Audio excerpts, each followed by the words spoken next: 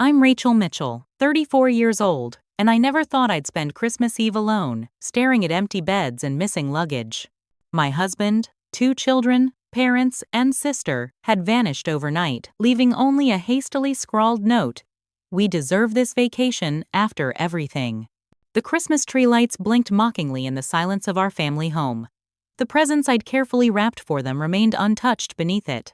As I stood there in my pajamas, the betrayal sinking in deeper than the winter chill, I made a promise to myself. This would be the last Christmas they'd ever exclude me from anything. If you've ever felt that sting of family betrayal, this story might resonate with you. Before I continue with how I discovered my entire family had abandoned me on Christmas Eve, drop a comment letting me know where you're watching from. Has your family ever disappointed you during the holidays? Hit subscribe to join me for this journey of betrayal, heartbreak, and ultimately, sweet justice. Trust me, you'll want to see how this ends. Our family arrangement seemed ideal to outsiders. My husband Kevin and I had purchased a spacious 5-bedroom home in a quiet suburb 3 years ago.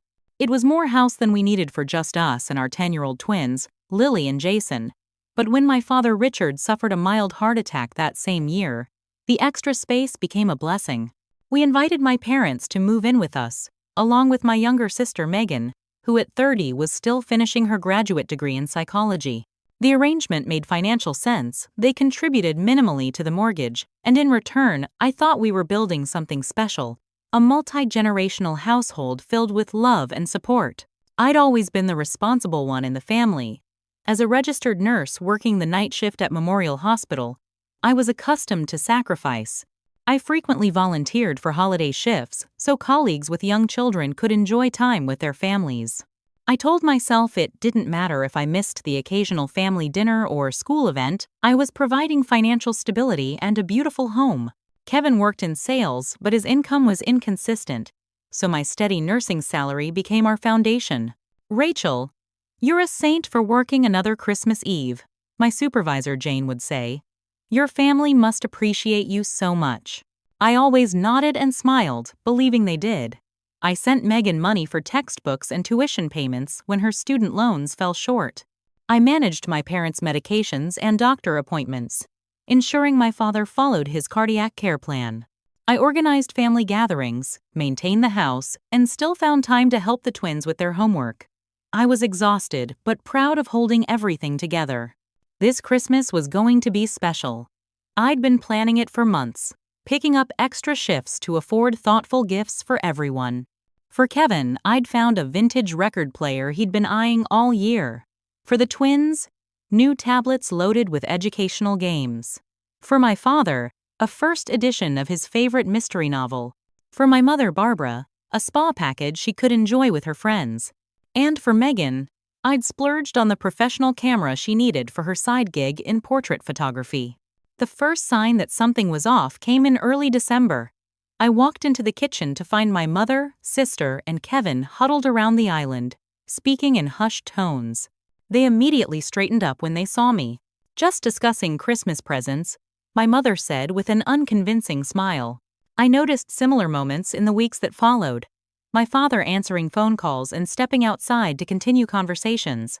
The twins giggling secretively and saying, "Remember, it's a surprise," when I asked what they were talking about.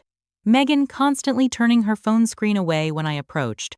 I convinced myself they were planning something special for me, perhaps a surprise party or a thoughtful gift.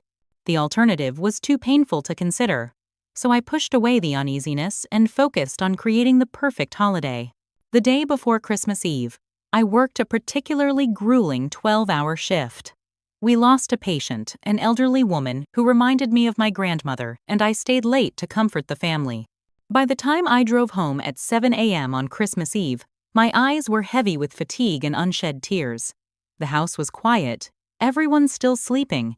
I kissed my children's foreheads without waking them, slipped into bed beside my snoring husband, and fell into a deep sleep. Later, I would recall how Kevin had seemed to stir when I got into bed. How he'd checked his phone before pretending to be asleep again. How there had been suitcases partially packed and hidden in our closet that I'd been too tired to notice. How the signs had been there all along, if only I'd been alert enough to see them. Family takes care of each other, my father always said. It was the principle I'd built my life around, taking night shifts so I could be home during the day to drive my parents to appointments, helping Megan with her graduate school applications late into the night, attending every one of the twins' school events that didn't conflict with work. I'd been raised to believe family was everything. My parents had instilled that value in both Megan and me, though it seemed I was the only one who had taken it to heart. When financial struggles hit after my father's heart attack and my mother had to retire early from teaching to care for him, I was the one who stepped up. When Megan struggled to find direction and decided to return to school, I supported her choice. When Kevin's sales commissions fell short, I never complained about picking up the slack. In return, I expected very little, just appreciation and inclusion. A place at the table. A voice in family decisions. Respect for the sacrifices I made.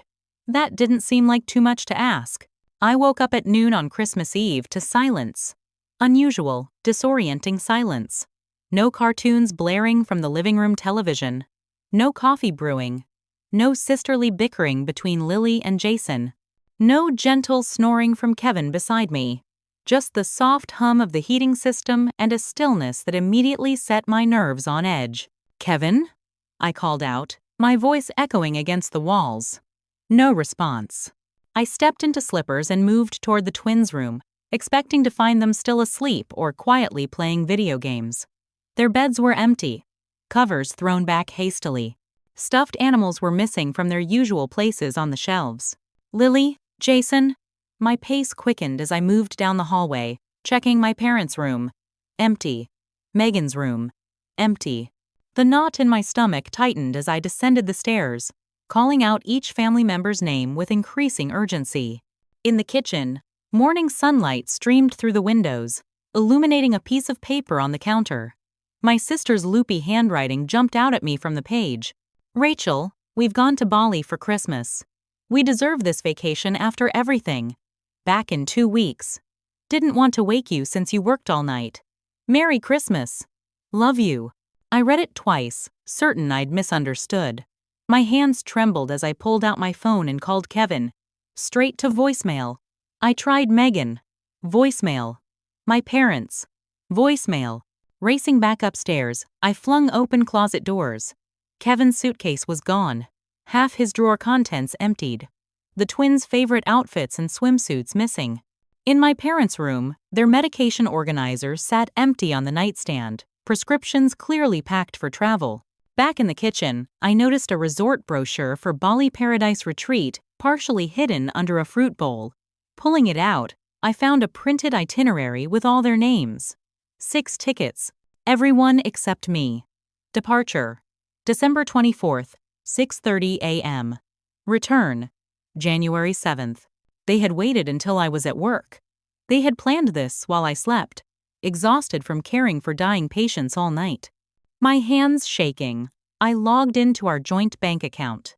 The Christmas savings $3,500 I'd been setting aside all year, skipping lunches and working overtime, had been withdrawn yesterday afternoon. The account balance showed just enough remaining to cover our January mortgage payment. Tears blurred my vision as I opened Instagram, where Megan had already posted. There they were, all 6 of them grinning at the airport departure gate. Family Christmas adventure begins. Number, Bali bound, number, family vacation number, Christmas escape. The twins wore matching Santa hats. Kevin had his arm around my mother. My father beamed beside them, looking healthier than he had in months. 32 likes already, including from mutual friends who must have noticed my absence but said nothing. I collapsed onto a kitchen chair, the room spinning around me. On the counter sat ingredients I'd purchased for our Christmas dinner: a turkey, potatoes, cranberries, and all the trimmings.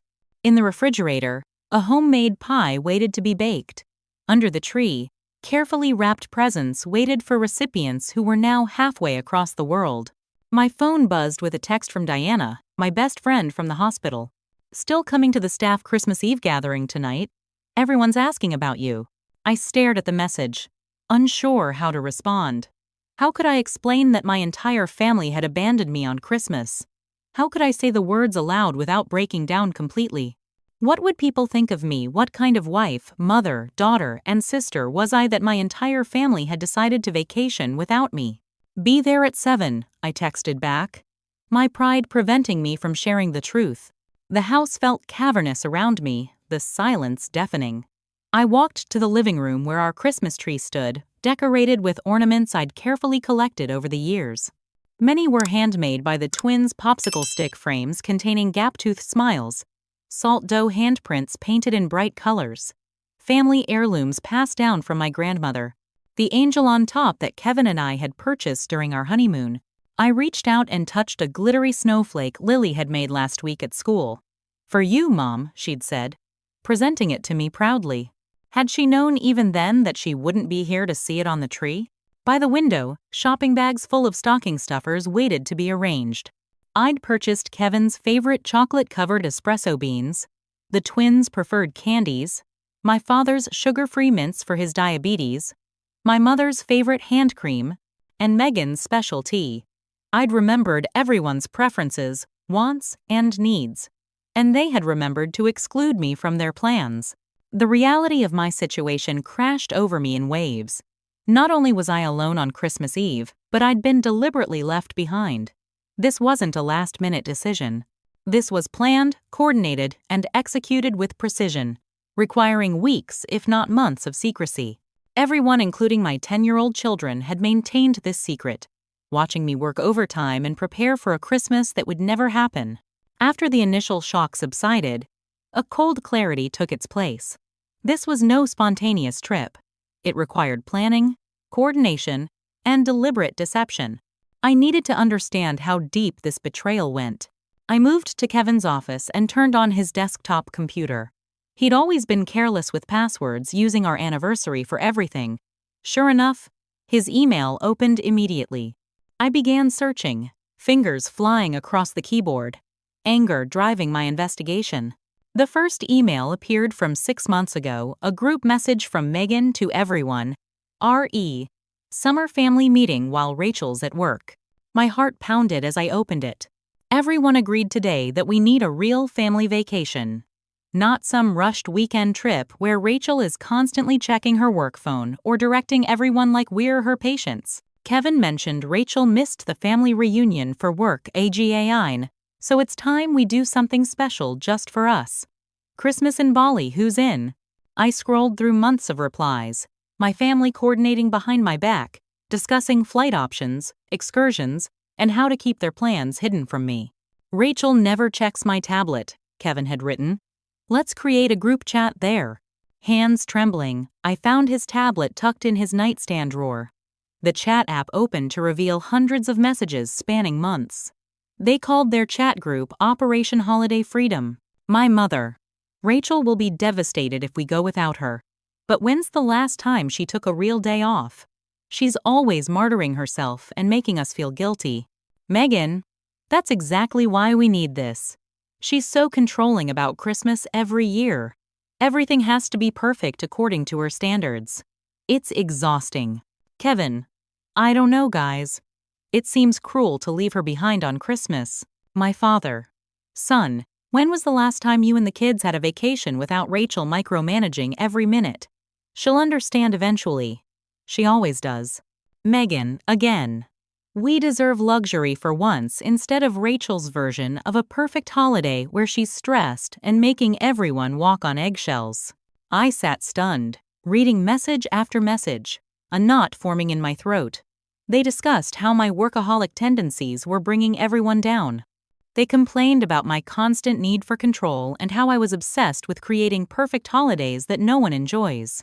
Kevin had initially defended me but eventually relented when Megan suggested the trip could save their marriage by giving him space to remember who he was before Rachel scheduled every minute of his life. Most painful were messages from the twins, clearly coached by the adults. Lily. Mom is always too busy anyway. She probably won't even notice we're gone. Jason. Last Christmas, she spent the whole day taking pictures for her Instagram instead of playing with our new games. I'd taken those photos to capture precious family memories, not for social media validation. I'd worked those extra shifts to afford those games they accused me of ignoring. Deeper in Kevin's email, I discovered conversations with the resort, confirming a 6-person booking, paid for with our joint savings money I'd been setting aside all year by picking up extra night shifts and skipping lunches. In my father's room, I found his old dictaphone. He recorded important conversations due to memory issues following his heart attack. Suspecting he might have recorded their planning sessions, I pressed play. My family's voices filled the room, discussing logistics of their escape. Megan, so we're agreed. We leave while Rachel's working her Christmas Eve night shift. We'll be on the plane before she even gets home. My mother. I still feel terrible. Should we at least tell her beforehand? Kevin. No, you know how she gets.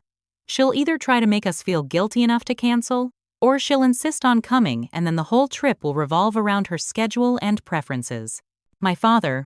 It's just 2 weeks. Rachel needs to learn the world doesn't revolve around her martyrdom.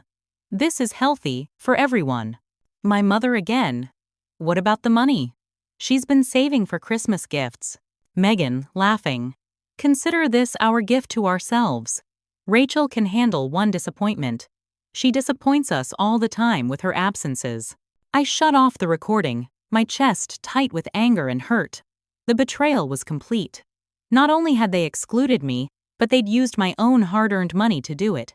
On Kevin's computer, I found one final devastating piece of evidence, a shared document titled Rachel Free Vacation Planning.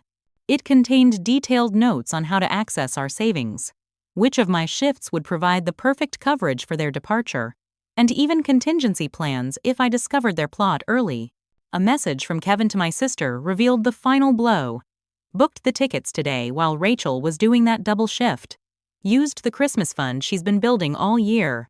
Almost $3,500. Feel a little guilty, but we all need this. Megan had replied, Don't feel guilty. Rachel's been controlling the family with her sacrifices for years. Time for us to have something for ourselves. She'll survive. My sacrifice had been reframed as control. My care labeled as manipulation. My dedication painted as martyrdom. As the afternoon sun slanted through the windows, I sat surrounded by evidence of months of deception, seeing for the first time how my family truly viewed me. Not as the caring heart of the family I believed myself to be, but as a controlling presence they needed to escape. The house grew dark as evening approached, but I remained motionless at Kevin's desk, surrounded by the digital breadcrumbs of my family's betrayal. My phone buzzed repeatedly, Diana checking if I was still coming to the hospital gathering. I couldn't bring myself to respond. How had I missed this? How had I not seen the resentment building in my own home? The revelation forced me to examine years of family dynamics through a new lens. Last year, the family had forgotten my birthday, despite celebrating Megan's the same week with an elaborate surprise party I'd helped plan. When I mentioned my hurt feelings, my mother said, You're an adult, Rachel. You don't need the fuss that Megan does. I'd accepted this explanation, believing my needs should come last. When I missed the twins' school play due to an emergency at the hospital, Kevin had been cold for days. The one time we needed you to prioritize family, he'd said, though I'd attended dozens of events while he missed them for golf outings with clients. I pulled out family photo albums, seeing patterns I'd been blind to before. In image after image, I was slightly separated from the group, often the one taking the photo rather than in it. Christmas mornings where I looked exhausted after night shifts but still managed to prepare breakfast while everyone opened the gifts I'd carefully selected. Vacations where I joined late after finishing work commitments. The others already tanned and relaxed. My phone rang Diana calling now, not just texting. Where are you? Everyone's asking about you, she said when I answered. They left me, I whispered, my voice cracking. My entire family left for Bali this morning while I was sleeping. They took the Christmas money and just left. Diana's gasp was audible. What? All of them? Even the twins? Everyone. They've been planning it for months. Rachel, I'm coming over. Don't move. An hour later, Diana sat beside me on the sofa, looking through the evidence I'd gathered. Her outrage was validating the first confirmation that I wasn't crazy for feeling betrayed. I hate to say this, Diana said carefully, but this isn't entirely surprising. The way your family talks about you sometimes. My head snapped up. What do you mean? Diana shifted uncomfortably. At the hospital picnic last summer, Kevin complained to my husband about how you're always working. Megan told people at Thanksgiving that you're obsessed with control. I defended you, of course. Wait, I interrupted. Megan was telling people I'm controlling? At my Thanksgiving dinner that I spent 3 days cooking? Diana nodded. I should have told you. I'm sorry. The betrayal expanded beyond my immediate family. Friends and colleagues had known how my family viewed me and had said nothing.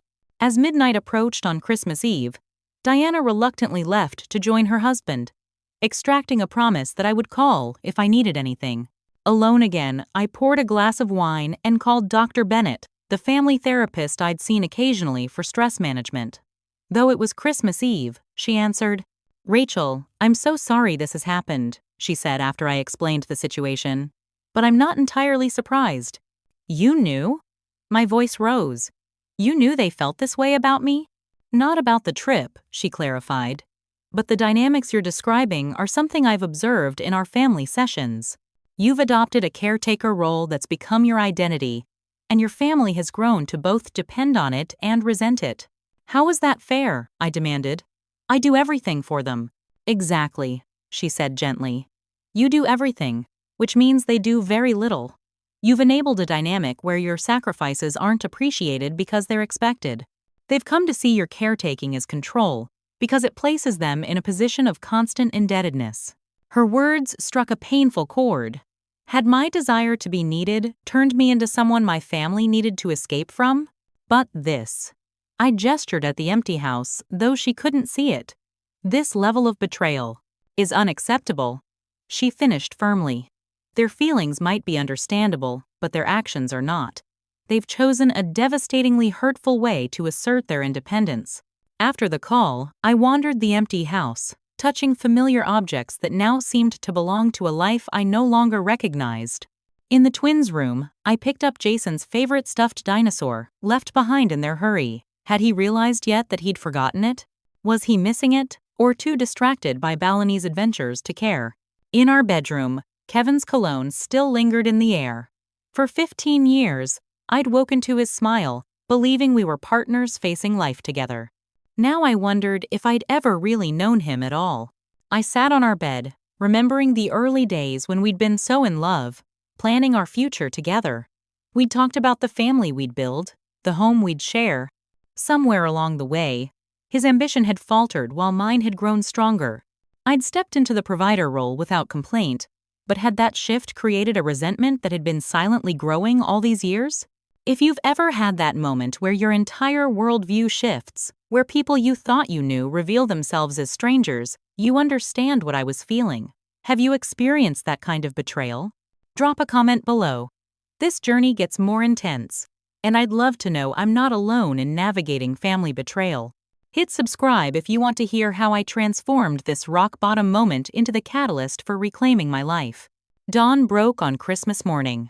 Sunlight streaming through windows that would normally frame excited children racing to see what Santa had brought. Instead, I woke on the couch, still in yesterday's clothes, an empty wine glass on the coffee table beside me. For a moment, I allowed myself the luxury of self-pity. Then I straightened my shoulders and made a decision. I would not waste this Christmas wallowing in misery. My family had chosen their path. Now I would choose mine. The turkey and fixings I'd bought for our family dinner wouldn't keep until their return. After a quick shower and change of clothes, I packed everything into insulated bags and drove to Hope House, a homeless shelter where I occasionally volunteered. The staff welcomed me with surprised gratitude. These families will have a proper Christmas dinner because of you, the coordinator said, helping me unload the car. I'm glad it won't go to waste, I replied, finding unexpected comfort in their genuine appreciation. Next, I drove to the hospital, where Diana had invited me to join her family's Christmas breakfast. Her husband Tom greeted me with a warm hug, their teenage daughters making space for me at their table. There were no pitying looks, no awkward questions, just inclusion in their family traditions as if I'd always been part of them. We do a silly gift exchange, Diana explained, handing me a wrapped package. Nothing expensive, just something to make each other laugh. Inside was a coffee mug that read "World's Most Patient Nurse." The simple gift brought tears to my eyes, not because it was particularly special, but because Diana had thought to include me, making sure I wouldn't be left out. By afternoon, I'd received invitations from 3 other colleagues to join their Christmas celebrations. The outpouring of support was overwhelming. These people, some just work acquaintances, showed more concern for my Christmas than my own family had. I accepted a dinner invitation from my elderly patient Margaret, whom I'd been caring for through her cancer treatment. Though I'd tried to politely decline, not wanting to intrude on her family gathering, she'd insisted. "Nonsense," she'd said firmly. "Anyone who's shown me the kindness you have deserves a place at my table." Margaret lived in a modest apartment decorated with photographs of her extensive family. Her children and grandchildren welcomed me without question, serving me food and including me in their conversations as if I belonged. After dinner, Margaret pulled me aside, pressing a small wrapped package into my hands. "I was going to give this to you at my next appointment," she said, "but I think you need it today." Inside was a handmade card and a delicate silver pendant. The card read, "To Rachel, whose compassion brings light to the darkest days. You are a gift to everyone fortunate enough to know you." I clutched the pendant, tears flowing freely. "I don't know what to say." Margaret patted my hand. "You don't need to say anything. Just remember that family isn't always about blood. Sometimes it's about who shows up when it matters." Returning home that evening, the empty house no longer seemed so oppressive. I poured myself a glass of the expensive wine I'd been saving for the family Christmas toast and carried it to the bathtub. Indulging in a long soak with bath bombs the twins weren't allowed to use because they make too much mess. As I relaxed in the fragrant water, my phone rang. It was the hospital. Several staff members had called in sick with a flu that was sweeping through the city, and they were desperately short-staffed for the next day. "I know it's asking a lot on Christmas," my supervisor said apologetically. "I'll be there," I replied without hesitation. Working would be better than rattling around the empty house, and others needed me. The next morning, I arrived at the hospital to find it decorated festively despite the staff shortage. My colleagues greeted me with hugs and shared Christmas cookies at the nurses' station. "Thank you for coming in," Jane said. "I don't know how we'd manage without you." During my shift, I met a young woman named Alyssa, admitted after a severe asthma attack. When I entered her room, I found her crying quietly. "Are you in pain?" I asked. Checking her chart, she shook her head. "My roommates all went home for Christmas. I was supposed to fly to my parents yesterday, but I got sick, and now I'm stuck here alone." I sat on the edge of her bed. "I understand more than you know. My family went on vacation without me." Her eyes widened. "Seriously? On Christmas?" I nodded, surprised by how liberating it felt to share my story with a stranger. We talked through my shift breaks, sharing stories of family expectations and disappointments. By the end of the day, we'd exchanged phone numbers and made plans to meet for coffee when she was discharged. "It's weird," she said as I was leaving. "This is the worst Christmas I've ever had, being sick and alone. But somehow, talking with you has made it one of the most meaningful." I understood exactly what she meant. In the absence of my family, I'd connected more deeply with people I might otherwise have taken for granted. I'd received genuine appreciation rather than the entitled expectations I was accustomed to. I'd been truly seen. That night, I started a journal, pouring out my thoughts and realizations about years of family dynamics. The pages filled with painful truths about how I'd allowed myself to become a doormat in the name of being needed. "I've built my identity around sacrifice," I wrote, believing it made me indispensable. Instead, it made me disposable. The irony wasn't lost on me. In trying so hard to be the perfect wife, mother, daughter, and sister, I'd become someone my family could easily leave behind. Their Christmas escape wasn't just a vacation, it was an indictment of the relationships I thought I'd been nurturing all these years. As December 26th turned to December 27th, I made a promise to myself. When my family returned, nothing would be the same. I didn't yet know exactly what that meant, but I knew with absolute clarity that I could never go back to being the Rachel they had left behind. 3 days after Christmas, I sat across from Elaine Becker, the financial advisor Diana had recommended. Her office was warm and inviting, but her expression was all business as she reviewed the documents I'd brought.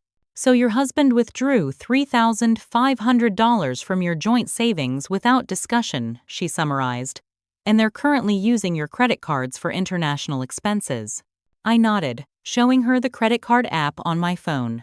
New charges appeared: daily resort restaurants, spa treatments, excursions. They were living lavishly on my dime. And you've contributed approximately 70% of household income for the past 5 years? At least, I confirmed. Kevin's sales commissions are inconsistent. I've been the stable provider. Elaine leaned forward. Rachel, I'm going to be direct. You need to protect yourself immediately. Based on what you've told me, this isn't just a vacation, it's financial abuse. The term hit me like a physical blow. I'd never considered our arrangement in those terms. But looking at the evidence laid out before me, the pattern was undeniable. By the end of our meeting, I had a clear action plan. First, I opened new individual accounts at a different bank. Then I transferred my next paycheck into that account, leaving enough in the joint account to cover the mortgage payment, but nothing extra. I froze the credit cards in my name that they were using abroad, leaving them with only Kevin's cards, which had much lower limits. My next appointment was with Catherine Jones, a family law attorney recommended by a hospital colleague who'd recently divorced. Her office walls were lined with degrees and credentials. Her manner compassionate but efficient. Based on what you've shared, you have several options, Catherine explained after hearing my story. If you want to pursue divorce, the financial records you've gathered will be extremely valuable. If you want to attempt reconciliation, we can draft a post-nuptial agreement to protect your assets going forward. What about the house? I asked. I've paid most of the mortgage, but it's in both our names. We can file for exclusive use of the marital home, especially since your husband essentially abandoned it. As for your parents and sister, they have no legal right to live there. You can evict them with proper notice. I left her office with a folder of paperwork to review and a strange sense of calm. For years, I'd operated under the assumption that my primary responsibility was keeping everyone else comfortable. Now I was finally putting myself first. Back home, I methodically went through the house, documenting everything of value and creating a spreadsheet of who had paid for what. I discovered Kevin had a hidden cache of expensive golf equipment in the garage clubs and accessories worth thousands that he'd never mentioned purchasing. In his closet, designer clothes with tags still on them, bought on my credit card without discussion. Most shocking was a statement from an account I didn't recognize, which had accidentally been mailed to our home address rather than Kevin's work address. He had been siphoning money, sometimes hundreds per month, into a private account for at least 2 years. The balance now stood at over $15,000. In my sister's room, I found receipts for a spring break trip to Cancun she'd told me she'd paid for with her student loans. In reality, she'd used my credit card, forging my signature on the authorization form. In my parents' room, I discovered they'd been ordering expensive prescriptions through my insurance but having me pay the copays, while getting reimbursements from their secondary insurance sent to their personal account. Each discovery hardened my resolve. I'd been financially supporting people who were actively stealing from me. I called Diana, who came over to help me reclaim the space. Together, we moved the twins' beds into one room, converting the other into a home office I'd always wanted but never prioritized. We moved my parents' belongings into the garage, transforming their bedroom into a reading nook with my favorite chaise lounge that had been relegated to the basement because my father claimed it took up too much space. Megan's room became a yoga and meditation space, something I'd longed for during stressful periods at work. We cleaned out Kevin's home office, discovering more evidence of financial deception, hidden credit card statements, brochures for expensive watches, printouts of sports cars he'd been researching. He's been living a double life, Diana observed as we sorted through the paperwork. Complaining about your working hours while spending the money you earned. In the kitchen, I found Kevin's expensive whiskey collection hidden behind cleaning supplies in a cabinet I rarely opened. I sold the bottles online, along with his collector's edition video games and the drone he'd bought but used only twice. The golf equipment went next, then designer clothes and shoes they'd all left behind. The sales netted me nearly $7,000, not enough to replace what they'd taken, but a start. I met with my supervisor at the hospital and explained the situation, requesting a temporary reduction in night shifts and no more holiday coverage until further notice. She was surprisingly accommodating. "Rachel, I've been trying to get you to reduce your hours for years," she said. "You're our most dedicated nurse, but I've worried about burnout. Take the time you need to sort this out." With my evenings free, I started swimming at the community center, something I'd enjoyed before the twins were born but had abandoned due to family obligations. I reconnected with friends I'd lost touch with, accepting invitations I would have previously declined due to family responsibilities. As news of my situation spread through my social circle, support poured in. Colleagues covered shifts when I needed time for appointments. Friends brought meals or invited me for dinner. My patients expressed concern for my well-being, a reversal of the care dynamic I was accustomed to. Dr. Bennett continued to provide guidance during our therapy sessions, helping me process the anger and hurt without being consumed by it. "You're experiencing a profound betrayal," she acknowledged, "but you're also finding your voice and your boundaries. That's tremendous growth, even if it came at a painful cost." As my family's return date approached, I made final preparations. I changed the locks and installed security cameras. I documented the state of the house and my belongings in case of disputes. I rehearsed what I would say, working with Dr. Bennett to find the balance between expressing my hurt and maintaining my dignity. I was ready. Whatever happened when they returned, I would no longer be the doormat they'd walked over on their way to Bali. The woman they'd left behind no longer existed. In her place stood someone stronger, someone unwilling to sacrifice herself for people who viewed her only as a resource to be exploited. 2 days before my family was scheduled to return, my phone rang at 3 a.m. Megan's name flashed on the screen, the first contact from any family member since they'd left. My heart raced as I answered. "Rachel?" My sister's voice was high with panic. "Thank God you answered. We're in trouble." "What kind of trouble?" I asked. My tone deliberately neutral. "It's Kevin," she blurted. "He's gambled away all our money. We can't pay the resort bill, and our return flights are canceled because the credit cards aren't working. The kids are freaking out, and Mom and Dad are fighting with Kevin, and we're stuck here, and—" "Slow down," I interrupted. "What do you mean Kevin gambled? What money?" The story tumbled out between Megan's sobs. Apparently, Kevin had discovered the resort's casino on their second day. What started as vacation, fun, quickly escalated. He'd maxed out his credit cards, then convinced my father to lend him money, promising to win it back. When that was gone, he'd tried using my frozen credit cards. He kept saying he was due for a big win, Megan explained. He'd disappear for hours and come back wired or completely defeated. None of us knew he had a gambling problem. I closed my eyes, processing this new information. Where is he now? Locked himself in the bathroom after Dad confronted him about spending the return flight money. "Rachel, we're stranded. The hotel is threatening to call the police if we don't pay our bill, and we have no way to get home. And you're calling me to fix it," I said, the irony not lost on me. "Please," she begged. "I know we shouldn't have left you. It was horrible, and I feel awful, but please help us. At least help the twins. They're scared and just want to come home." At the mention of my children, my resolve wavered. I could picture their frightened faces, confused by adult problems beyond their understanding. "Let me speak to Lily and Jason," I said. There was shuffling on the other end. Then my daughter's tearful voice. "Mom? Are you mad at us?" My heart constricted. "I'm upset about what happened, but I still love you both very much. Can you put Jason on too?"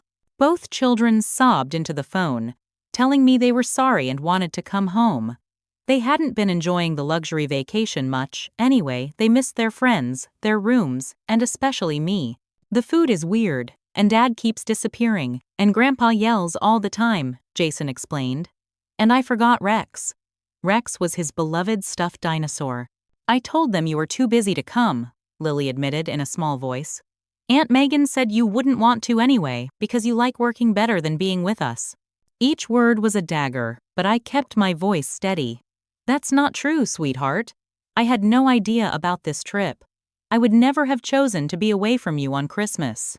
After reassuring the twins, I spoke briefly with my parents, who offered stilted apologies overshadowed by urgent requests for financial assistance. Finally, Kevin came on the line. "Rachel, I can explain." "Save it," I cut him off. Here's what's going to happen. I'll pay for the twins' flights home. That's it. But what about the rest of us? The resort bill is nearly $7,000 with all the charges, and not my problem. My voice was ice. You took my Christmas fund for your vacation. You can figure out the rest yourselves. After hanging up, I contacted the resort directly. The manager confirmed my family's predicament, adding details Kevin had conveniently omitted, like the fact that he'd been flagged by casino staff for erratic betting and obvious addiction behaviors. Your husband has been gambling since they arrived, Mrs. Mitchell, the manager explained. We tried to intervene when we noticed the pattern, but he became belligerent. I arranged for the twins' return flights, purchasing the tickets directly through the airline and having the confirmation sent to my email only. I authorized the resort to charge Kevin's portion of the bill to his credit card, which I knew would be declined, leaving him to face the consequences. For the twins, I paid their portion directly, ensuring they wouldn't be implicated in the adults' financial mess. The manager agreed to deliver messages to each family member. To the twins, reassurance of my love and details about their flights home. To my parents, the name of the American consulate who could assist stranded travelers. To Megan, a reminder that as an able-bodied adult, she was responsible for herself. And to Kevin, nothing but the divorce attorney's contact information. Over the next 2 days, my phone exploded with desperate messages. Megan sent paragraphs about how they were sleeping in the airport because the resort had evicted them. My mother claimed my father was having chest pains from stress. Kevin alternated between apologies and accusations, claiming my financial abuse had driven him to gambling. I responded only to messages from the twins, video chatting with them as they waited for their flights, accompanied by a resort staff member I'd paid to ensure they boarded safely. Your children seem very resilient, the staff member told me during a brief, private conversation. They keep telling everyone they're going home to their mom who loves them. Amid the chaos, I received an unexpected call from the resort's head of security. Mrs. Mitchell, we've been monitoring your husband due to his gambling behaviors. I should inform you that he's attempted to open credit accounts in your name. We've documented these attempts as they occurred on our property. I thanked him for the information and immediately contacted my attorney, who filed for emergency financial protection orders. By the time the twins' flight landed, I had legal documentation preventing Kevin from making any financial transactions in my name. I waited at the airport arrival gate, a stuffed dinosaur tucked under my arm.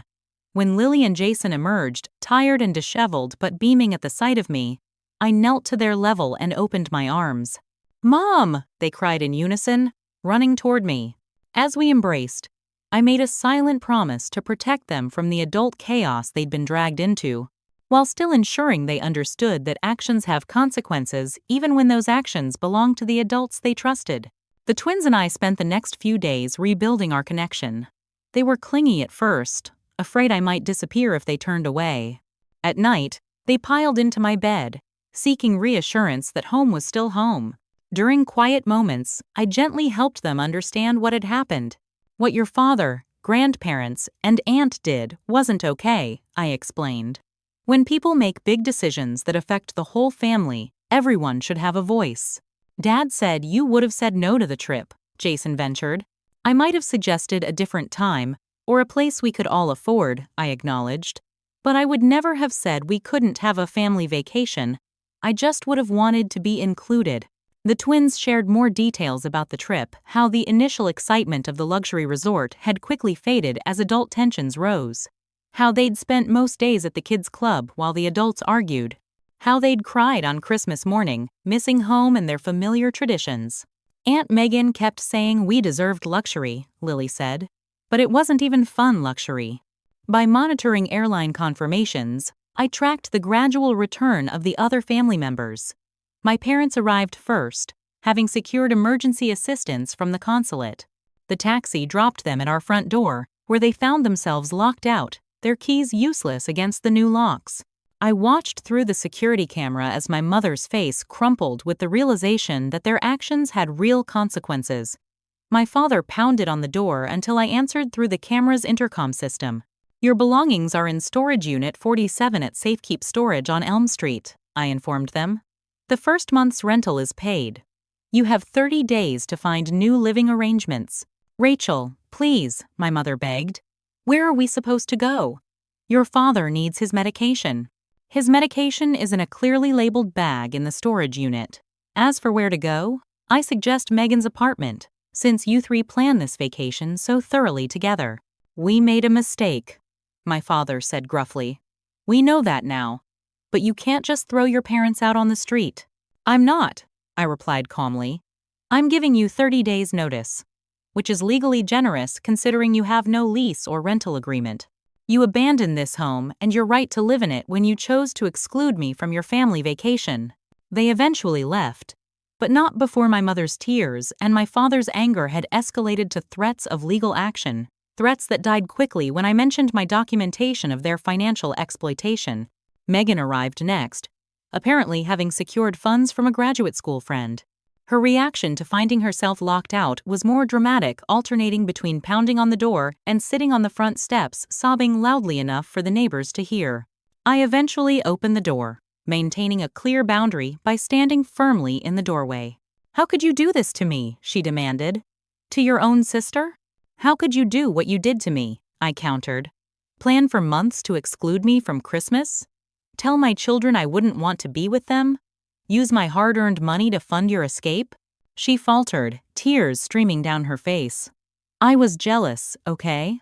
You have everything, the perfect house, the perfect family, the respected career. You've always been the responsible one everyone admires.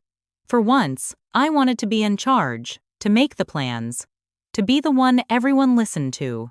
Her admission stunned me with its childish simplicity. All this hurt because my adult sister wanted to be in charge of something. You could have planned a vacation that included me, I pointed out. You could have taken charge of a family event without betrayal. I know, she whispered. I got carried away with the power of it.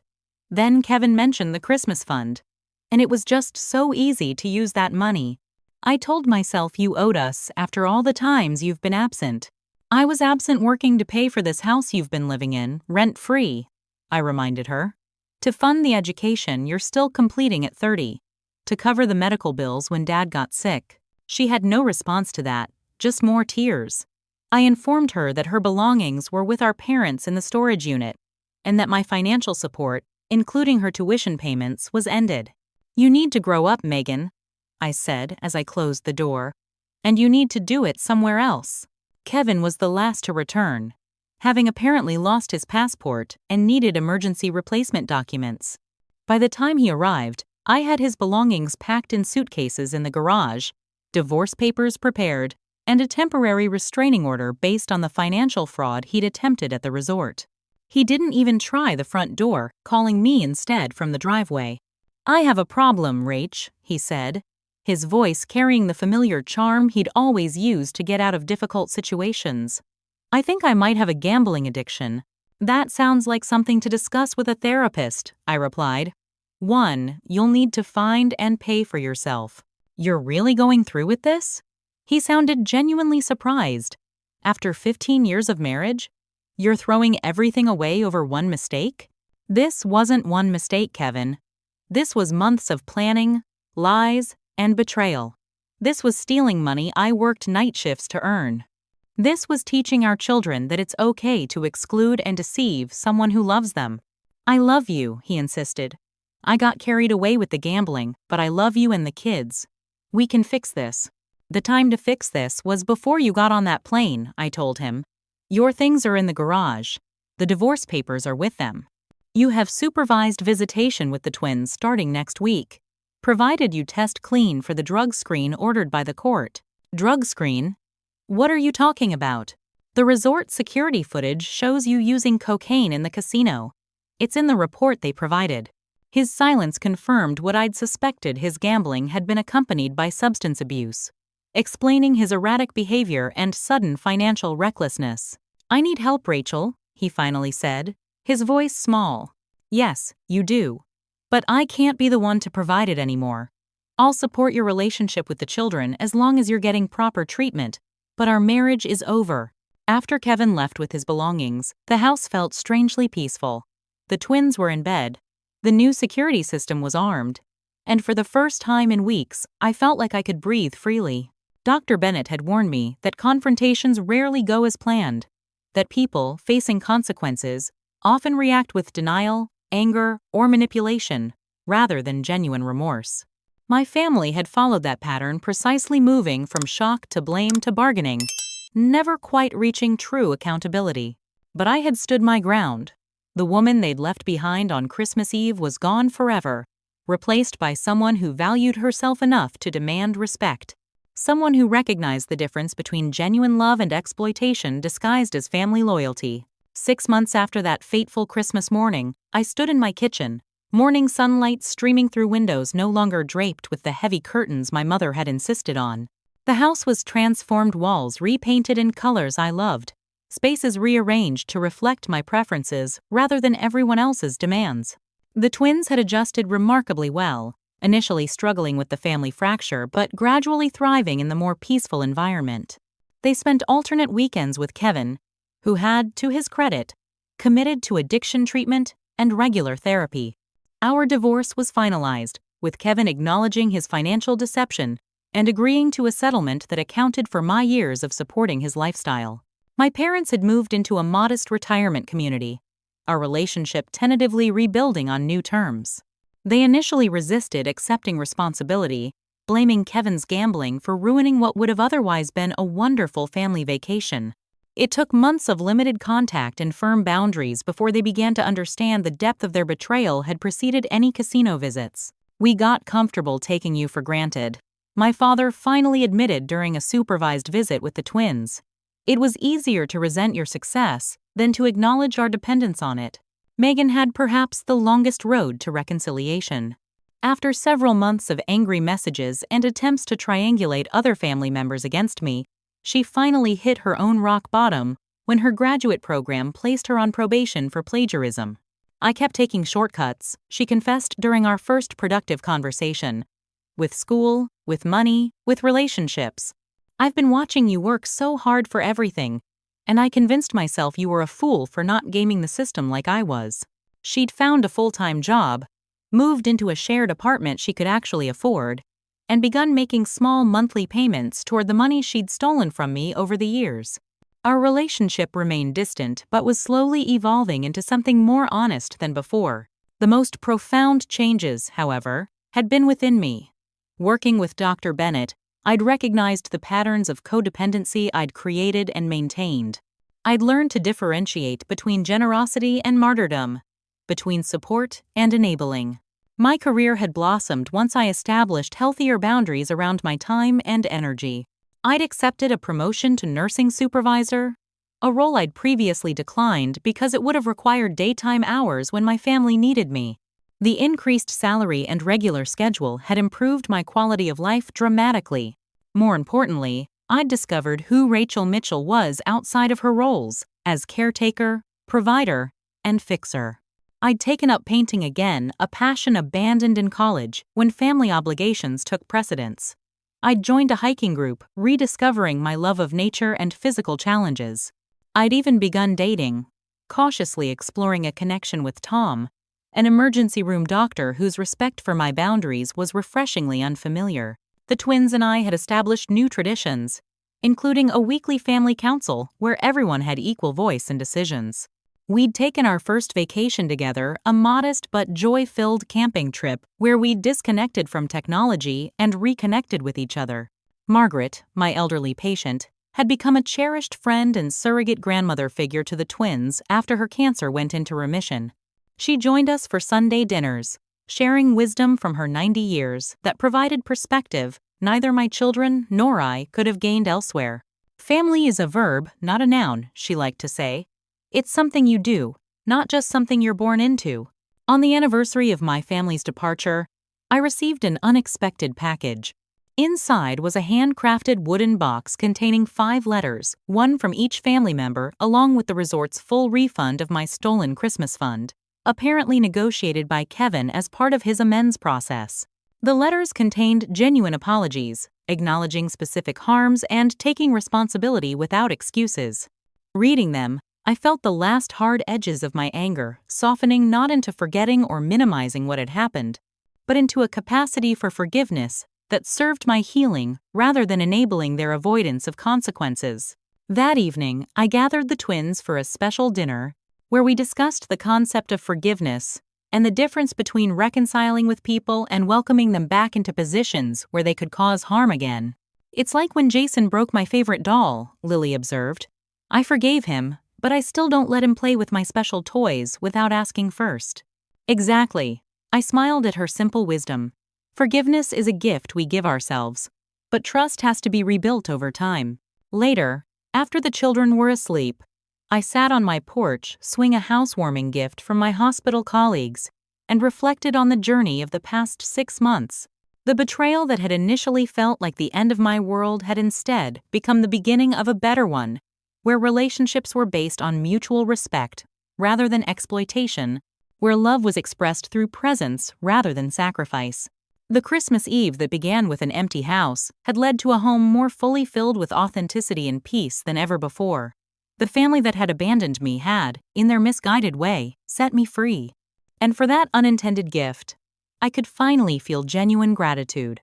If this story has resonated with you, I'd love to hear about your own experiences with family betrayal and the boundaries you've established.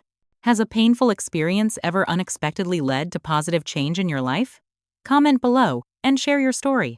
Don't forget to like this video if you found value in my journey, and subscribe for more authentic conversations about family dynamics, personal growth, and the messy beauty of rebuilding after betrayal. Thank you for witnessing my story, and remember, sometimes the people who walk away teach us how to stand stronger on our own. Until next time, this is Rachel, wishing you the courage to prioritize your own worth, even when those closest to you fail to see it.